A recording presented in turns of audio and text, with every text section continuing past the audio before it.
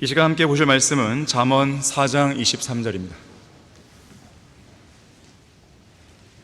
잠언 4장 23절 한 구절을 보도록 하겠습니다.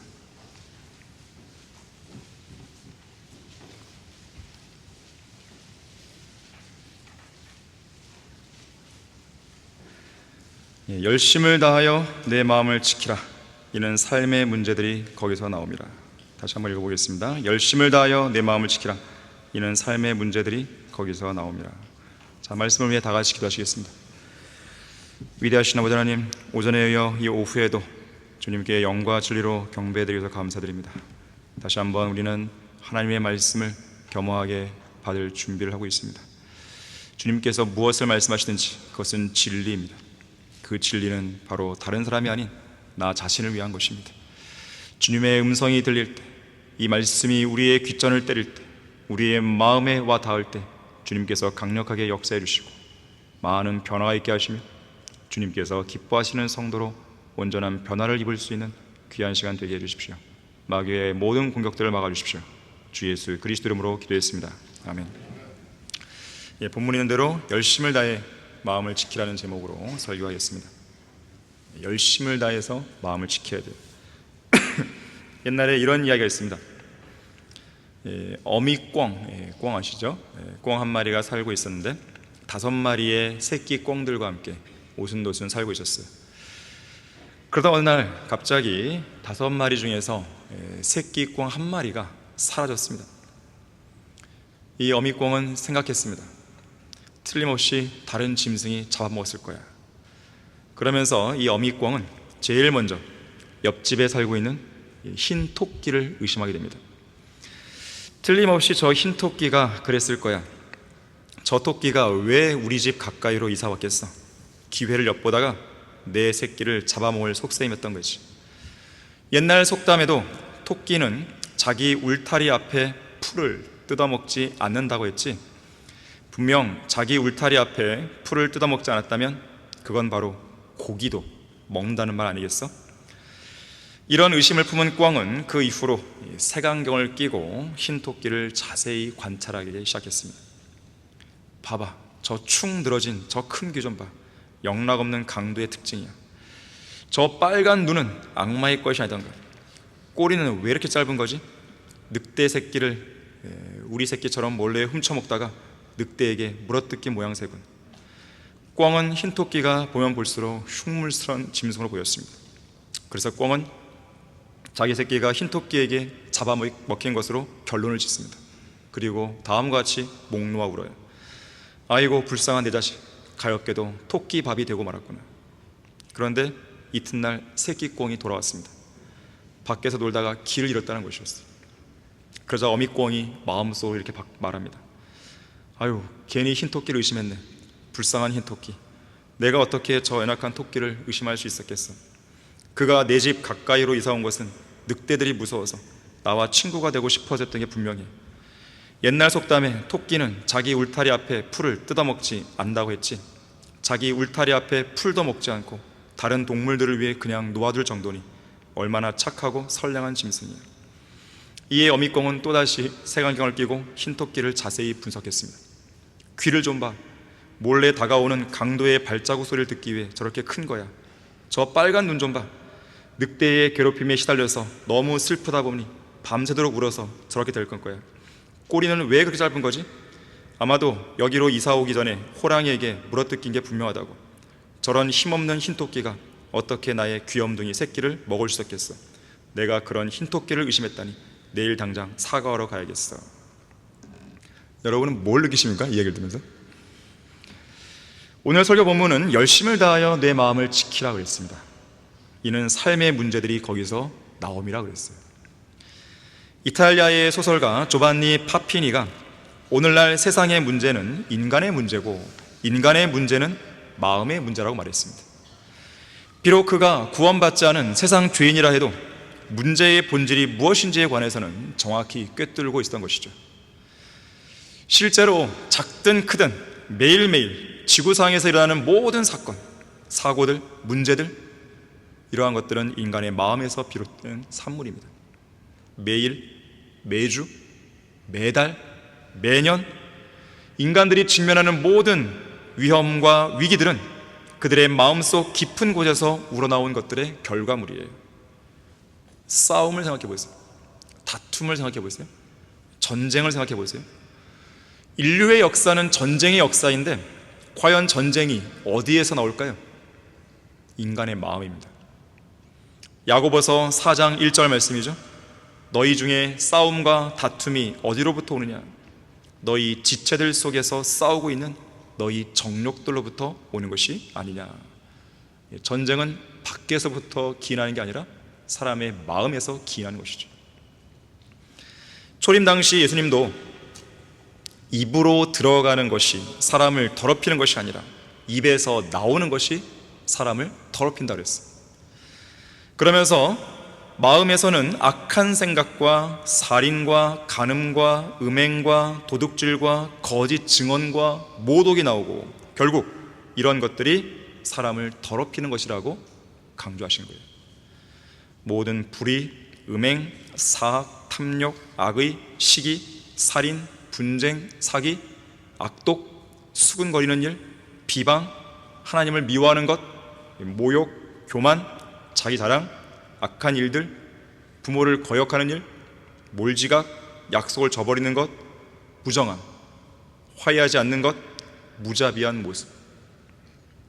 자, 이런 모든 죄악들은 마음에서 나옵니다. 신랄함, 분개, 분노, 고함 지르는 것, 욕설, 좌절, 걱정, 질투, 원망, 공포, 자살, 결혼, 이혼, 법정소송, 불평, 불신, 돈을 사랑하는 것, 유행, 시간 낭비.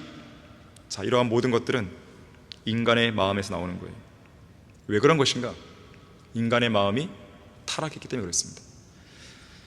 인간의 마음은 타락한 세상의 타락한 죄인들의 그 죄들을 시시각각 찍어내는 타락한 공장과도 같은 것이죠.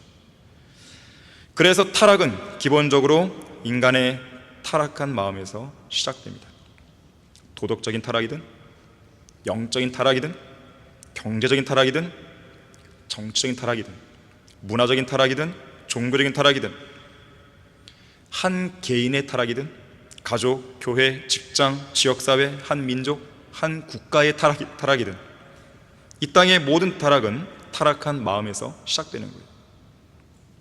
그리고 타락한 그 마음들이 하나 둘씩 모이고 모여서 그 타락의 정도가 눈덩이처럼 불어나는 것입니다.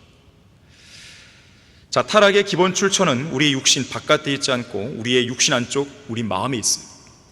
타락은 우리 행위에서 시작되는 게 아니고 우리 마음에서 시작돼서 행위를 통해 표출되는 거예요. 그래서 잠언 14장 14절에서는 마음이 타락한 자는 자기의 행위로 채워진다고 했습니다. 자, 타락은 마음에서 시작되기에 오늘 본문에서는 열심을 다하여 내 마음을 지키라고 말씀하고 있습니다. 마음을 지키기 위해서는요 가장 먼저 구원받아야 돼요. 성령으로 거듭나야 됩니다. 구원받기 위해서는 사람이 예수 그리스도의 복음을 마음으로 믿어야 되죠. 예수 그리스도의 교리의 본을 마음으로부터 순종해야 되는 것이죠. 그렇게 구원받았다면 예수 그리스도의 피로 깨끗하게 된 순결한 마음을 항상 간직할 수 있어야 됩니다. 그분의 말씀을 믿는 믿음으로 정결케 된 순수한 마음을 지녀야 돼요. 정직하고 선한 마음을 가져야 되고 온전한 마음과 깨끗한 마음, 현명한 마음, 명철한 마음, 건전한 마음, 진실한 마음을 지니고 살아야 하는 것이 그리스도인의 올바른 자세인 거예요. 결코 자신의 마음이 간교한 마음이나 패역한 마음이나 교만한 마음이나 완악한 마음이 되면 안 됩니다. 완고한 마음도 되면 안 됩니다. 음탕한 마음, 허망한 마음, 믿음 없는 악한 마음이 되면 안 되는 거예요.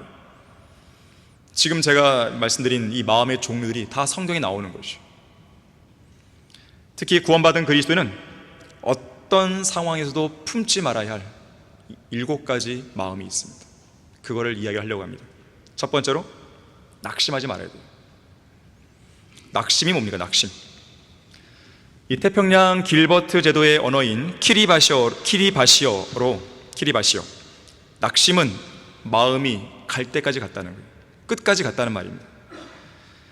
우리말에서도 이 낙심을 한자로 보면 떨어질 낙에 마음을 심자죠. 마음이 철렁하고 떨어지는 것이죠. 극심한 절망 한가운데로 떨어져서 짙은 어두움을 경험하는 게 낙심입니다. 우리의 가슴이 풀썩 내려앉는 거예요. 성경에서도 낙심이란 용례를 쭉 찾아보면 너무 두렵고 떨려서 마음이 녹아내리는 겁니다. 여호수아와 백성들이 요단강을 건넜을 때 여리고성 백성들이 마음이 녹아내렸죠. 싸울 힘이 없습니다. 전의를 다 상실한 거예요. 낙담한 것입니다. 그들 입장에서 본다면.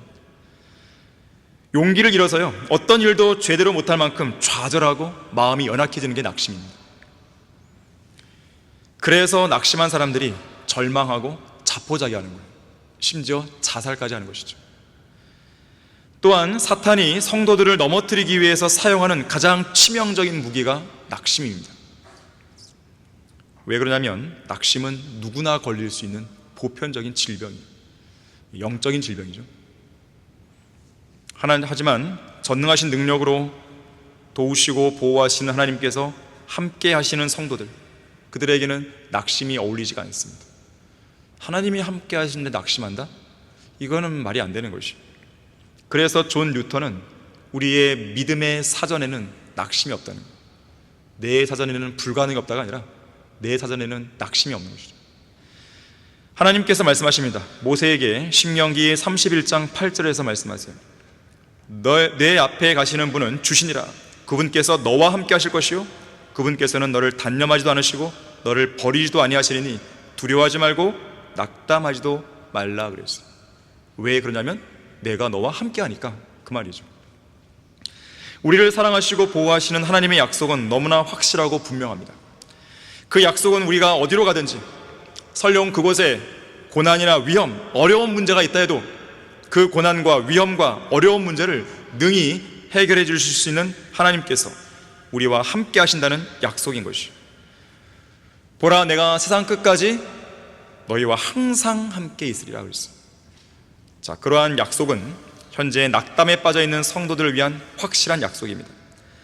우리는 이 약속의 말씀에 우리의 모든 것을 걸어야 됩니다. 이 약속은 단 한 번도 실패한 적이 없습니다. 또한 이 약속은 우리를 결코 낙심시키지 않는다는 것을 기억하셔야 됩니다. 주님은 단 한순간도 여러분에게서 눈을 떼신 적이 없어요. 우리 안에 영원히 내주하시는 주님은 우리 앞에서 강한 팔로 이끌어주고 계시고, 때로는 우리의 등 뒤에서 밀어주시고 능하신 손으로 우리를 그분의 품에 안으시고 인도해 오시는 것이죠. 주님은 결코 우리를 버리거나 떠나지 않으십니다. 그럴 생각도 없으십니다. 그럴 수도 없는 것이죠.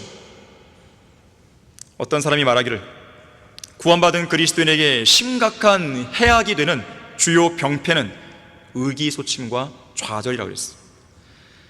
하늘나라를 향해 가는 믿음의 항해에서 거센 폭풍이 불어오고 성난 파도가 일어난다고 해서 낙심하면 안 됩니다.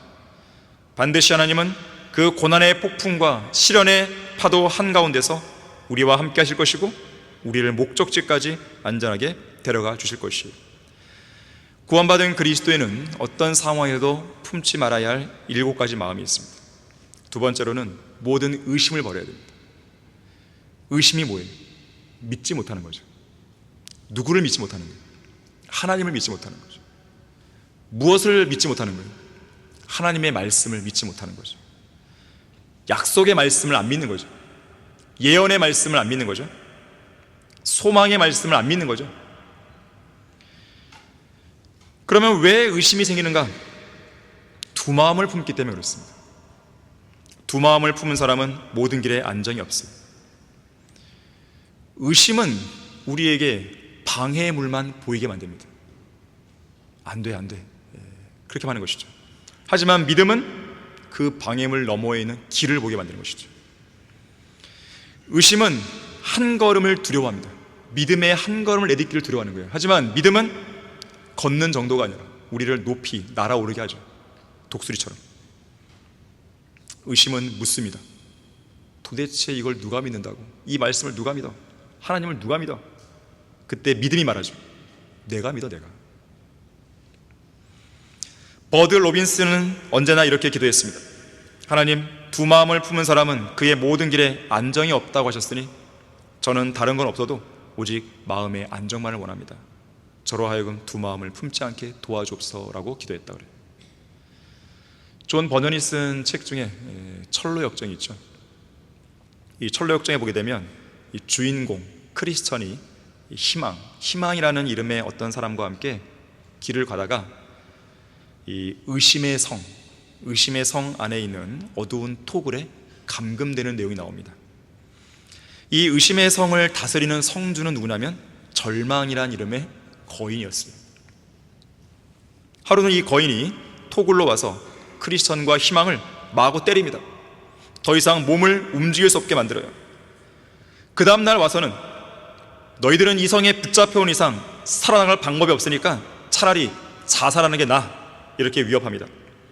이후 거인이 돌아가자 절망한 크리스천이 이렇게 울부짖습니다.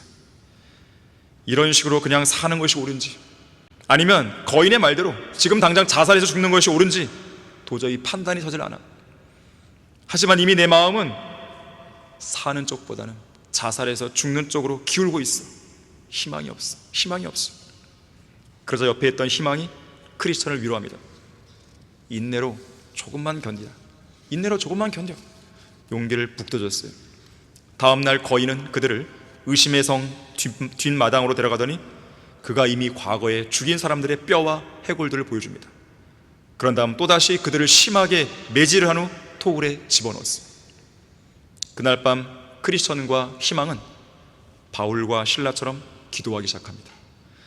그 기도는 다음날 아침 해가 뜰 때까지 밤새도록 계속됐습니다. 바로 그때 이 믿음의 기도 속에서 크리스천이 딱 정신 차리는 것이죠. 하나님께서 성경에 기록하신 약속의 말씀들이 막 떠오릅니다. 그러면서 이렇게 외칩니다. 그동안 내가 왜 의심하고 있었지? 나는 얼마든지 자유롭게 걸어 다닐 수 있는데 왜 바보같이 무기력하게 이런 토굴에 갇혀 있었던 것이지? 내 마음속에는 하나님의 약속, 이 약속이라는 열쇠가 있지 않은가? 이 열쇠는 이곳 의심의 성 안에 있는 어떤 문도, 어떤 자물쇠도 다 열 수 있는 열쇠가 아니던가? 그리고 모든 의심을 내놓기 시작합니다. 그리고 성경 말씀의 약속을 믿기 시작하는 것이죠. 그러한 크리스천은 그 약속의 열쇠로 자기 앞에 굳게 닫혀있는 문을 하나둘씩 열기 시작합니다. 그러자 문들은 너무 쉽게 열렸고 크리스천과 희망은 아무런 제재도 받지 않고 의심의 성을 빠져나올 수 있다고 그래요. 밀려오는 의심의 먹구름을 모두 걷어내야 됩니다. 믿음으로 모든 문제와 모든 상황을 하나님께 맡겨야 됩니다. 과연 하나님께서 이 어려운 문제를 잘 해결할 수 있을까? 그런 의심하지 마십시오. 하나님께서는 그런 두 마음을 제일 싫어하십니다. 불쾌하십니다.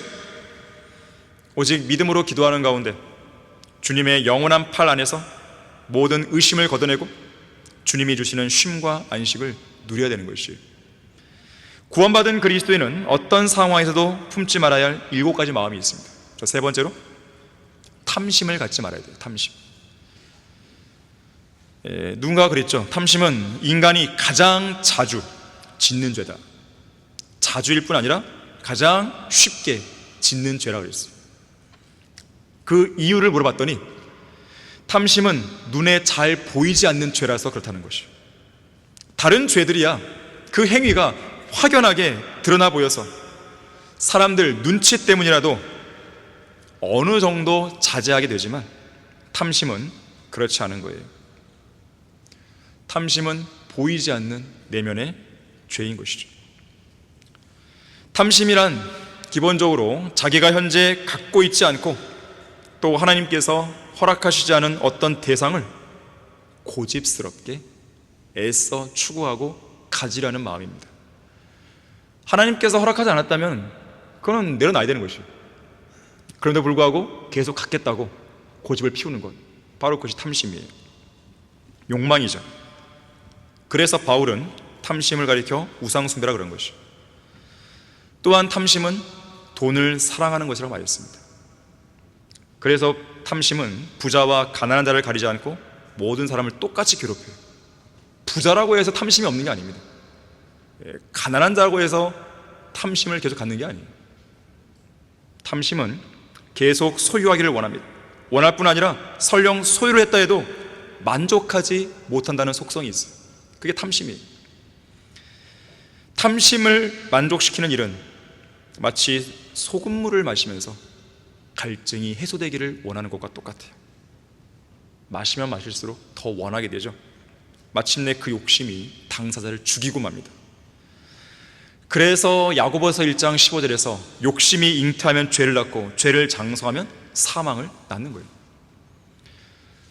한 번은 어떤 욕심 많은 어부가 이상한 물고기 하나를 잡았습니다. 그 물고기는 금빛을 띠고 있었는데 이 물고기가 그 어부에게 살려달라고 애원했습니다. 제발 저를 살려주십시오. 살려주시면 당신의 소원 3가지를 들어드리겠습니다. 그 어부는 물고기의 말을 믿지 않았지만 물고기가 하도 애원하기에 3가지 소원? 아니야, 내가 원하는 조건대로 들어줘. 그러면서 5가지를 들어주면 너를 살려주겠다.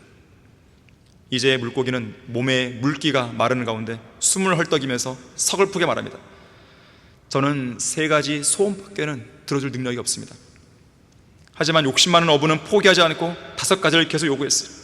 그렇게 실랑이를 벌인 지 시간이 한참 지났을 때, 좋아, 내가 조금만 양보해서 소원을 4가지 반만 들어다오. 그러자 물고기는 거친 숨을 몰아쉬며 대답합니다. 안 돼요. 저는 3가지밖에는 못 들어줍니다. 좋다, 그럼 4가지 소원만 들어줘. 하지만 더 이상 숨을 쉴 수 없었던 물고기가 숨이 끊어져 죽었습니다. 탐심이 바로 이런 것이에요.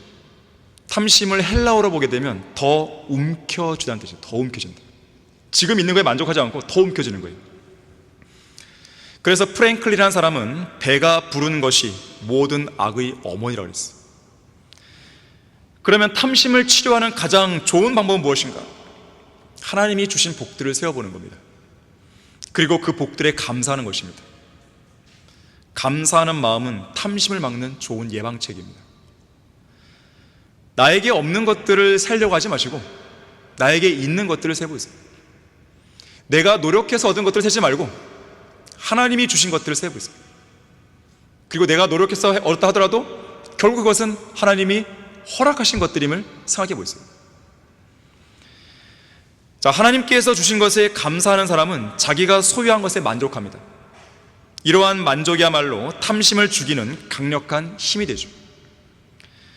무엇보다도 탐심에 대한 궁극적인 치료책은 하늘나라입니다. 하늘나라는 아무것도 원하지 않고 또 어떤 것도 필요로 하지 않는 장소입니다. 그곳은 완벽하게 만족할 수 있는 장소예요. 모든 것이 있는 것입니다. 죄가 아닌 모든 것이 있는 것이죠.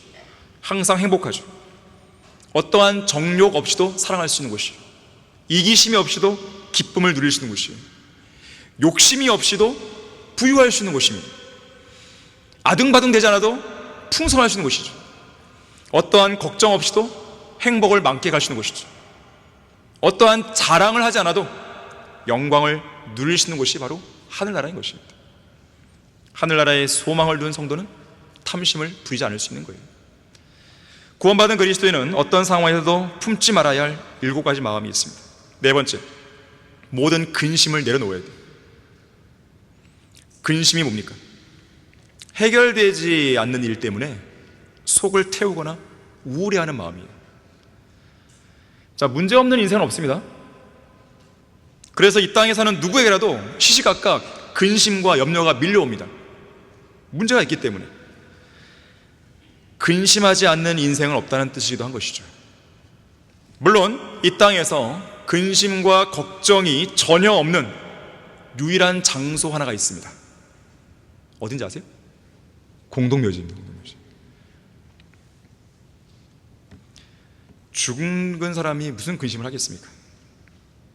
영국 속담에 근심은 세월을 거치지 않고 백발과 노령을 가져온다는 속담이 있어요. 근심과 염려를 한 만큼 늙는다는 거예요. 그래서 어떤 사람은 근심과 걱정을 가리켜서 인간의 아름다움을 훔치는 도둑이라고 했어요. 근심은 우리의 젊음과 열정과 활기와 기쁨을 갉아먹는 존재입니다. 또 어떤 사람은 말하기를 염려와 근심은 홍역이나 기타 전염병보다 전염성이 강해서 그 당사자뿐 아니라 사회 전체에 파괴적인 영향력을 미칠 수 있다고 했어요. 우리의 대적 마귀는 염려와 근심거리를 계속 제공함으로써 성도들의 마음을 질식시킵니다. 그래서 근심을 이기지 못하면 온전한 화평을 누릴 수가 없어요. 기쁨이 없습니다. 승리의 삶을 살 수 없어요. 그래서 근심에 억눌린 사람들은 가장 비참한 그리스도로 전락해버리는 것입니다.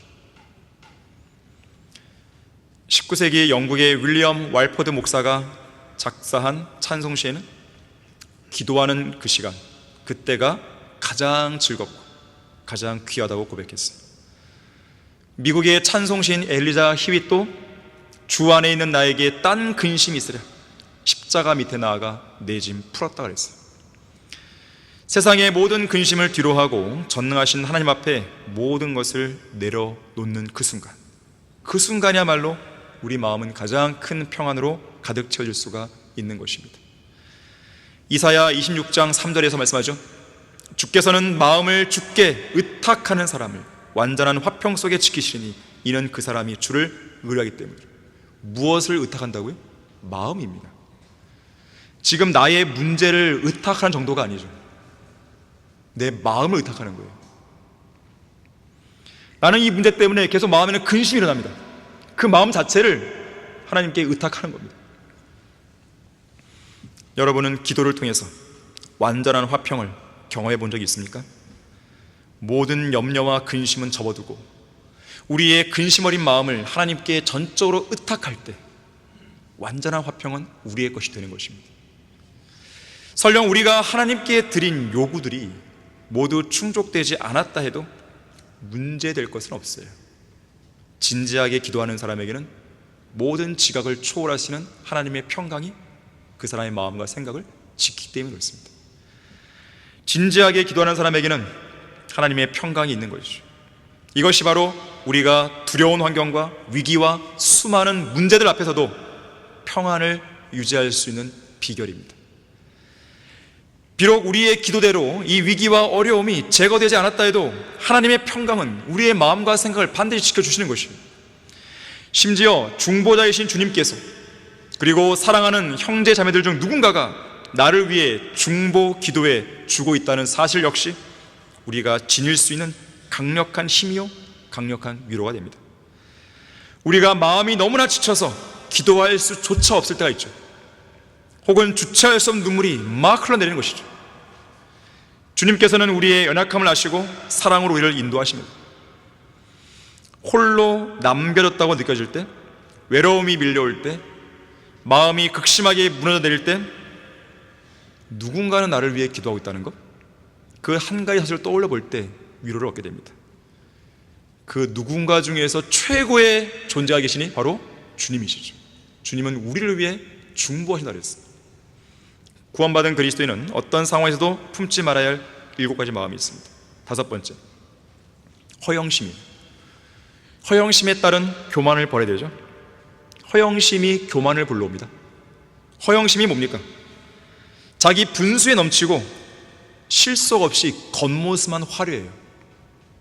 그러면서 헛된 영광을 쫓는 마음입니다.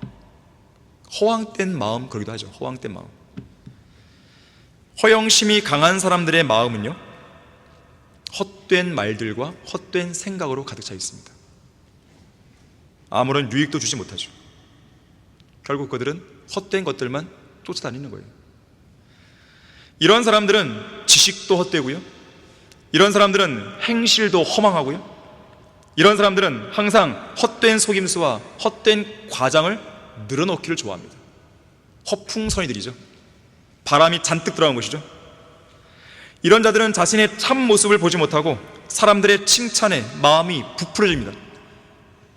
바람이 잔뜩 들어간 거대한 풍선처럼 언제 어느 순간에 펑 하고 터질지 모르는 그런 인생을 살아가는 거예요. 과도하게 부풀려져 있는 것이죠. 그래서 허영심이 강한 사람들의 최후는 항상 비참했습니다. 재판관기 9장에 아비멜렉이 나오죠. 기드온의 아들, 첩의 자식. 허영심에 부풀려서 왕이 되었다가요, 이후 벌어진 어느 전쟁에서 한 여인이 데베스 성읍 망대 위에 던진 맷돌짝에 머리가 깨져 비참한 최후를 맞습니다. 재판관기 11장에 보게 되면 입다가 나옵니다. 입다 주변으로 허영심이 강한 사람들이 몰려듭니다. 암몬 자손과의 전쟁에서 위대한 승리를 거뒀지만 끔찍한 서원 하나를 지키려다가 자신의 딸을 죽게 만들었죠. 솔로몬이 죽은 다음에 북왕국과 남왕국이 분열되죠. 그때 북왕국 이스라엘의 왕이 된 여로보암에게도 허황된 자들이 모여듭니다. 그들을 가리켜 성경은 벨리알의 자식들 그랬어요. 결국 이들의 영향을 받은 여로보암은 금송아지를 만들었고 북왕국 이스라엘 전체를 우상 숭배에 빠지게 만든 것이죠. 허영심이 강한 사람들에게는 남들보다 높아지길 좋아하는 속성이 있습니다. 그들은 우두머리가 되길 좋아해요. 하지만 구원받은 그리스도인은 어떤 형태로든지 헛된 영광이나 허영심 혹은 허황된 마음으로 부풀려지면 안 됩니다. 교만한 마음이나 완고한 마음을 품으면 안 되는 것입니다. 그 반대가 되겠죠. 낮아져야 됩니다. 바싹 엎드려야 됩니다. 겸손한 마음을 유지해야 돼요. 겸손에는 힘이 있어요. 힘. 겸손은 위력을 갖고 있습니다. 요한 웨슬리는 말하기를, 겸손은 하나님의 나라에서 풍부한 창고를 발견하는 눈이요, 그 풍부한 창고를 받는 손이다. 우리가 겸손히 다른 성도를 섬길 때 하나님께서 그런 우리를 도우신다고 말했습니다. 그래서 겸손은 하나님의 구원을 가져옵니다. 도우심을 얻는 거예요. 기도 응답을 낳습니다. 겸손은 하나님의 은혜를 받게 합니다. 하나님은 교만한 자는 거절하시고 겸손한 자에게 은혜를 베푸시는 분이에요. 겸손이 있으면 지혜가 따라옵니다. 지혜만 오는 것이 아니에요. 겸손하면 부, 명예, 생명이 따라옵니다. 잠언 22장 4절에 보니까 겸손함과 주를 두려워함으로 말미암아 부와 명예와 생명이 따르었어요. 이사야 57장 15절에 의하면 겸손은 우리의 영을 소생케 합니다. 통회하는 사람의 마음도 소생케 해주는 거예요. 특히 예수 그리스도의 겸손을 배울 때 우리는 그 혼의 쉼을 얻게 됩니다. 하나님의 나라에서 올라가는 길은 곧 내려가는 길이에요. 하나님께서 주시는 복을 원한다면 하나님께서 자신을 겸손케 하시기를 기다리지 말고 스스로 겸손하면 됩니다. 겸손은 여러분들이 하는 것이지 하나님께서 여러분들을 겸손하게 해달라고 기도하시면 안 돼요. 그렇게 되면 하나님은 여러분의 다리를 부러뜨릴지 모릅니다. 겸손하게 만들려고. 병을 줄지 몰라요. 그거는 위험천만한 기도예요. 주님, 저를 겸손하게 해주십시오. 절대로 그런 기도 하시면 안 돼요. 여러분들이 낮아진 마음으로, 겸손한 마음으로 주님 앞에 다가서면 강단에 선포되는 말씀을 많이 깨닫게 되는 것이에요. 기도를 많이 응답받게 되는 것이에요. 하나님께서 거만한 사람의 기도를 들어주시겠습니까? 그건 말이 안 되잖아요. 자, 우리 자신이 해야 할 일은 높은 생각을 품는 것이 아니라 겸손해지는 것입니다. 만약에 우리가 높아지는 일이 필요하다면 그건 내가 높이는 게 아니에요. 하나님께서 때가 되면 높여주십니다. 특히나 이 시대의 그리스도인들은 고난을 받는 가운데 주님을 섬기는 거 아니겠어요? 궁극적으로는 천년왕국에서 우리를 주님이 높여주시는 거예요. 구원받은 그리스도인은 어떤 상황에서도 품지 말아야 할 7가지 마음이 있어요. 6번째, 시기심을 품지 말아야 돼요. 언젠가도 시기심을 말씀드린 것 같아요. 인간이 가질 수 있는 최악의 마음입니다. 시기심은 자신 스스로를 지옥 같은 인생으로 몰아넣는 것이에요. 잠언 27장 4절에서 진노는 잔인하고 성냄은 사나우나 시기 앞에 누가 설 수 있으려 그랬어요. 무서운 겁니다. 시기심은 얼마나 무섭냐면 14장 30절에서는 시기는 뼈를 썩게 합니다.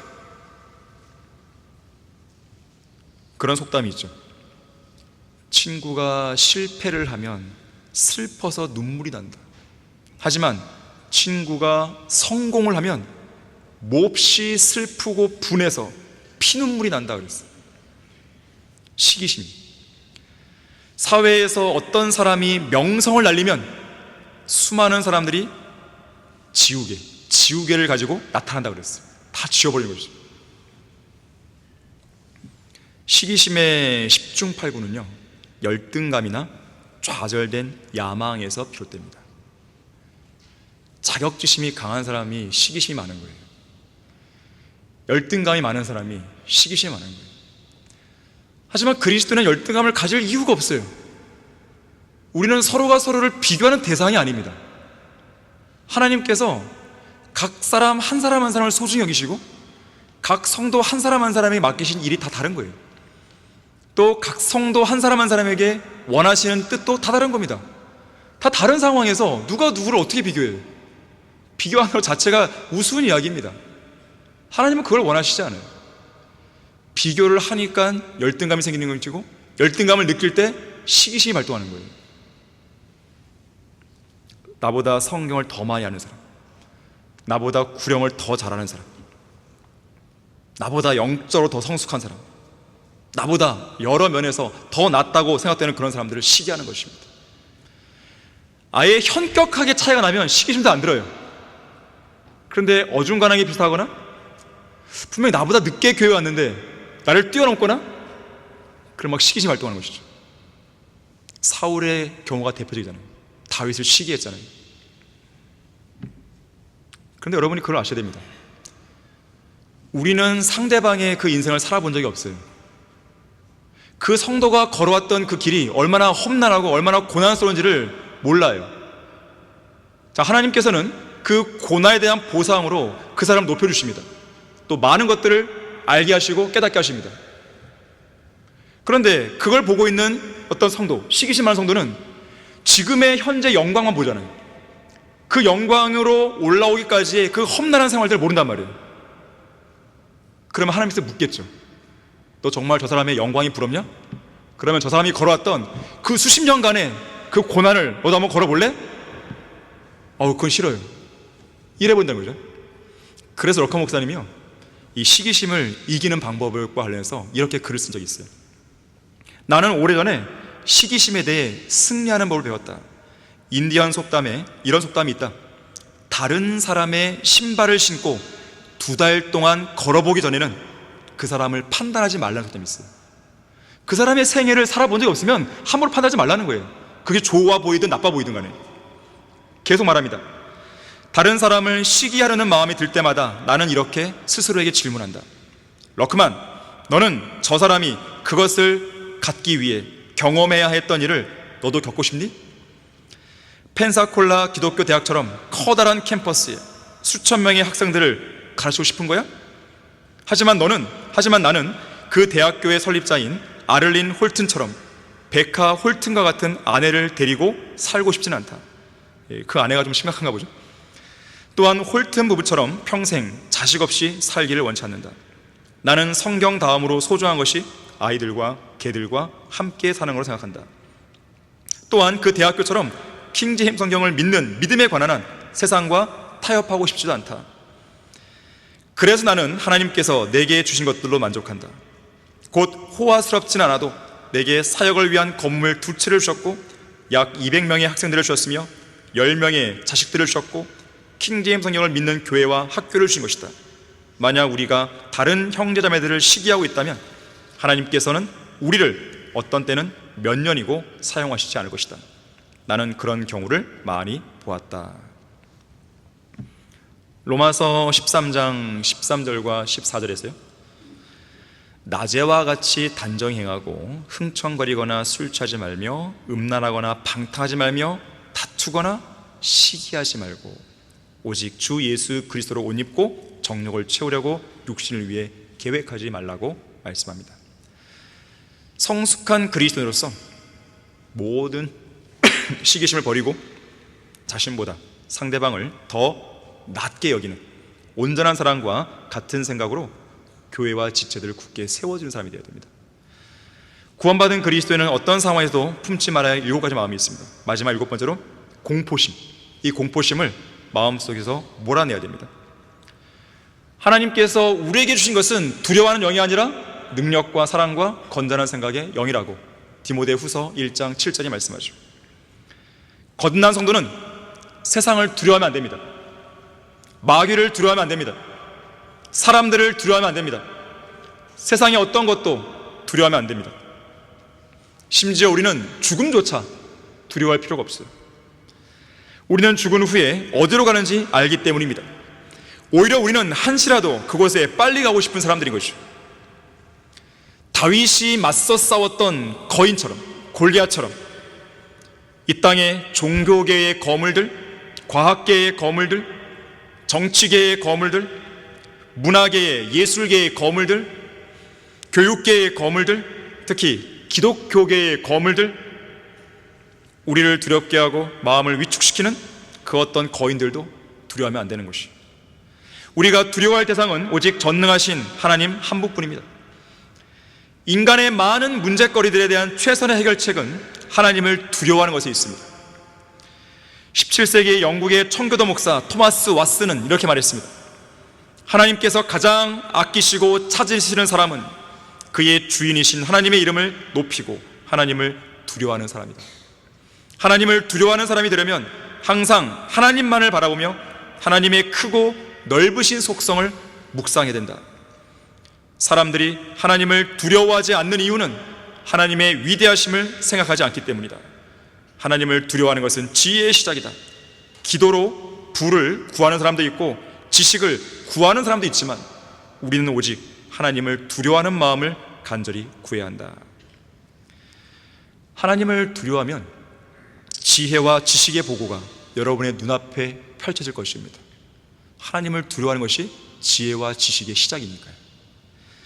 그래서 하나님을 두려워하면 지옥에 가지 않을 수 있는 지혜를 얻게 되는 거예요. 전체 일의 결론을 들지니 하나님을 두려워하고 그의 계명들을 지키라. 이것이 사람의 모든 의문이, 이는 하나님께서 선이든 악이든 모든 행위와 모든 은밀한 것들을 심판하실 것입니다. 그래서 하나님을 두려워하는 사람은 예수 그리스도의 복음을 믿게 되어 있는 거예요. 하나님을 두려워하면 죄와 사망의 법에서 자유로워질 수 있는 지혜를 얻게 됩니다. 하나님을 두려워하면 그리스도의 심판석과 천년왕국과 저 영원 세계에서 펼쳐질 진정한 인생을 잘 준비할 수 있는 지혜를 얻게 됩니다. 하나님을 두려워하면 우리가 사는 인생에서 참된 성공을 이룰 수 있는 지혜를 얻을 수 있습니다. 우리가 그 어떤 지식보다도 가장 먼저 배워야 할 지식은 하나님을 두려워하는 방법입니다. 잠언 14장 26절에서는 주를 두려워하는 것에는 견고한 신뢰가 있으니 그의 자녀들에게는 피난처가 있으리라 그랬어요. 하나님을 두려워하는 성도는 다른 어떤 것도 전혀 두려워하지 않습니다. 사람의 눈치도 안 보는 것이죠. 그래서 어떤 위험과 어려움 속에서도 견고한 신뢰와 안전한 피난처를 발견할 수 있는 것입니다. 성경에는 두려워하지 말라 이 명령이 나오는데 몇 번 나오는지 아십니까? 365번이 나와요. 1년은 365일이죠. 매일매일 주님만을 두려워하는 뜻이에요. 결론적으로요, 17세기 영국의 청교도 신학자 리차드 십스는 우리의 타락한 마음 때문에 온 세상이 악하게 되었다고 말했습니다. 실제로 그렇죠. 선지자 이사야는 이사야 1장 4절에서 타락한 백성들을 향해 외칩니다. 아, 죄 지은 민족이요, 죄악을 짊어진 백성이요, 행악자들의 씨앗이요, 부패한 자손들이요, 그들은 주를 버렸고 그들은 이스라엘의 거룩한 분을 성나게 하였으며 그들은 타락하여 멀리 갔도다 그랬습니다. 여러분이 타락하고 싶지 않다면 여러분의 마음을 완벽하게 철저하게 단속해야 됩니다. 마음이 타락했다는 징조는 애매모호하지 않고 분명하게 드러납니다. 예를 들면 이런 거예요. 하나님보다 더 사랑하는 무언가가 생긴 거죠. 타락의 징조입니다. 자기가 구원받은 것보다 더 즐겁고 흥미로운 일이 생긴 거예요. 타락의 징조예요.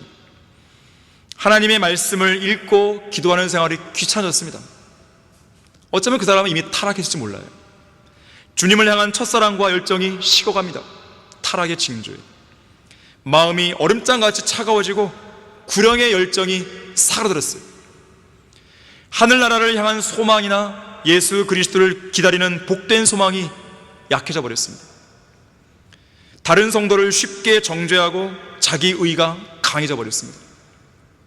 지체들을 사랑하고 지체들을 용서하는 마음이 사라졌어요. 하나님과 그분의 사역에 대한 관심이 없어졌습니다. 평상시 같으면 영과 진리로 드리는 경배, 성들과의 교제, 주님을 향한 헌신, 성경을 공부하는 것에 보냈을 그 시간에 TV를 보고 영화를 보고 스마트폰을 보고 게임을 즐기고 가족들과 더 많은 시간을 보내고 세상 직장에서 파묻혀 살고 자동차에 신경 쓰고 운동 등에 매몰되고, 자, 그랬다면 현재 자신이 이런 앞서 이야기한 이런 마음에 빠져 있다면 그 성도는 지금 타락해 있는 것입니다. 왜 그러냐면 그런 마음은 이미 하나님께로부터 돌아선 마음이 있기 때문에 그런 거예요. 그게 타락입니다. 사람이 왜 뒤로 미끄러지겠습니까? 왜 아래로 떨어지겠습니까? 주님으로부터 마음이 돌아선 거예요. 왜 뒤로 미끄러져요? 시선은 주님을 보고 있어요. 하지만 마음은 딴 데 가 있는 거죠. 배반한 마음이에요. 오늘날 상당수의 그리스도인들이 하나님으로부터 돌이켜진 마음과 그에 따른 타락한 삶으로 인해서 하나님을 화나게 하고 있습니다. 하나님의 분노를 유발시키고 있어요.